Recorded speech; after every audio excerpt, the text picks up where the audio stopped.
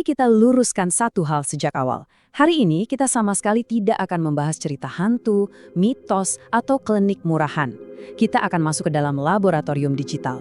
Tujuannya satu, membedah sebuah virus informasi, sebuah operasi manipulasi publik yang bersembunyi di balik topeng mistis. Jadi, siapkan nalar kritis Anda.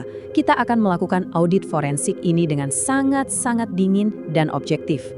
Mari kita mulai dengan mendiagnosis apa yang sebenarnya sedang terjadi di sini. Ini bukan sekedar cerita rakyat yang kebetulan viral.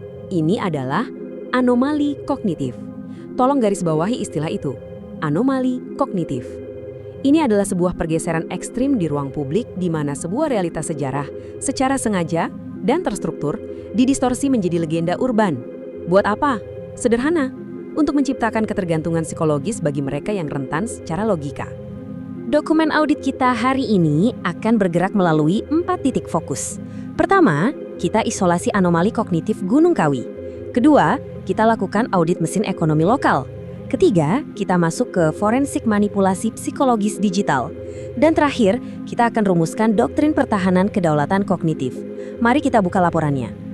Kita masuk ke fase pertama, titik nol dari anomali ini, Desa Wonosari, Kabupaten Malang. Kalau kita singkirkan semua kabut mistis dan asap kemenyan itu, lalu kita buka data mentah dari Balai Pelestarian Cagar Budaya Jawa Timur, faktanya sangat dingin. Gunung Kawi itu sama sekali bukan tempat pemujaan gaib, titik. Secara arkeologis, ini murni kompleks pemakaman dua tokoh historis, Kiai Zakaria II yang sering disebut Eyang Jugo dan Raden Mas Iman Sujono. Tidak ada sihir di sini, yang ada hanya sejarah. Coba kita tarik garis waktu sejarah aslinya. Dari tahun 1825 sampai 1830, Eyang Jugo ini adalah prajurit sekaligus penasihat spiritual Pangeran Diponegoro. Beliau turun langsung angkat senjata melawan kolonial Belanda. Nah, pasca perang, beliau melakukan pelarian politik ke arah timur dan membuka lahan atau babat alas di Gunung Kawi sebagai tempat perlindungan. Sebuah rekam jejak patriotik yang sangat jelas. Tapi lihat garis waktu hari ini, sejarah yang gagah ini telah dibajak habis-habisan. Sadar tidak seberapa ekstrim pergeseran ini? Realitas sejarahnya mencatat tempat ini sebagai basis pertahanan pahlawan anti-kolonial. Tapi, distorsi kognitif yang sengaja dipelihara selama puluhan tahun telah mereduksi tempat suci ini, menjadikannya sekedar epicentrum primitif untuk cerita pesugihan fiktif dan kekayaan instan. Pertanyaannya, bagaimana ilusi sebesar ini bisa terus dipertahankan? Jawabannya ada pada mesin logistik yang bergerak di belakang layar. Kita masuk ke fase kedua, audit mesin ekonomi lokal. Fenomena pesugihan ini tidak bergerak secara organik dari langit. Ada mekanisme komodifikasi yang bekerja persis seperti rantai pasok dalam sebuah pabrik industri. Langkah pertama, mitos itu dikonstruksi secara sosial dan terus-menerus direproduksi. Langkah kedua, infrastruktur disediakan. Jasa ritual, sesajen, semuanya disiapkan untuk memfasilitasi mitos tadi. Dan langkah ketiga, tentu saja, ekstraksi keuntungan finansial dari publik yang sedang putus asa secara ekonomi. Mari kita bedah komponen-komponen mitos ini di atas meja operasi. Menunggu daun pohon Dewan Daru jatuh ke tanah, melakukan ritual khusus di hari Jumat Legi, sampai fabrikasi narasi horor soal tumbal nyawa. Kalau kita pakai kacamata audit, ini semua bukanlah kekuatan gaib. Ini hanyalah properti teatrikal.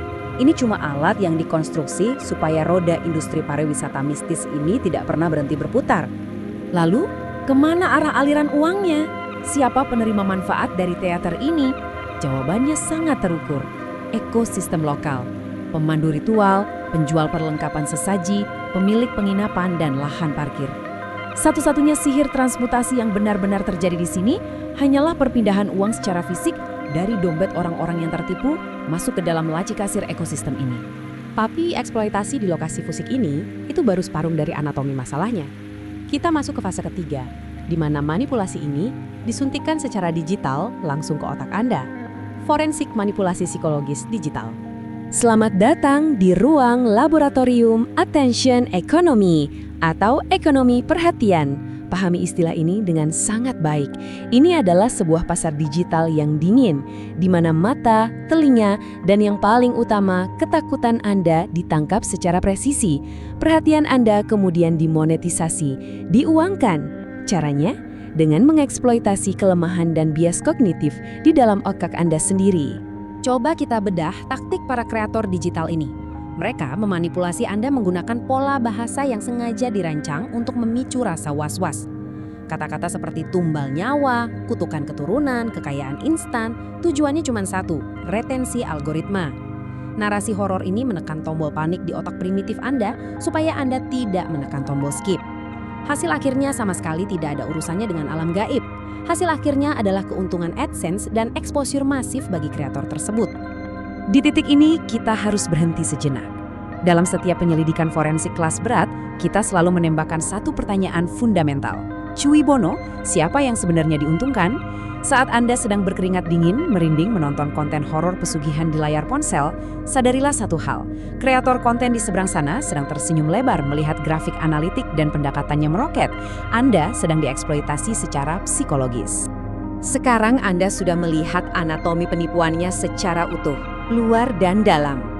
Fase keempat ini adalah penyerahan instrumen pertahanan ke tangan Anda. Doktrin pertahanan kedaulatan kognitif. Saya menyebutnya the microscope method. Mulai detik ini, posisikan logika dan akal sehat Anda layaknya mikroskop di sebuah laboratorium. Saat ada teks misterius atau video horor yang viral lewat di lini masa Anda, bedah inkonsistensi logikanya, lacak jejak finansialnya, cari tahu kantong siapa yang kira-kira semakin tebal dari narasi menakutkan tersebut. Pertanyaannya sekarang saya kembalikan ke harga diri intelektual Anda. Apa Anda rela menyerahkan akal sehat Anda begitu saja?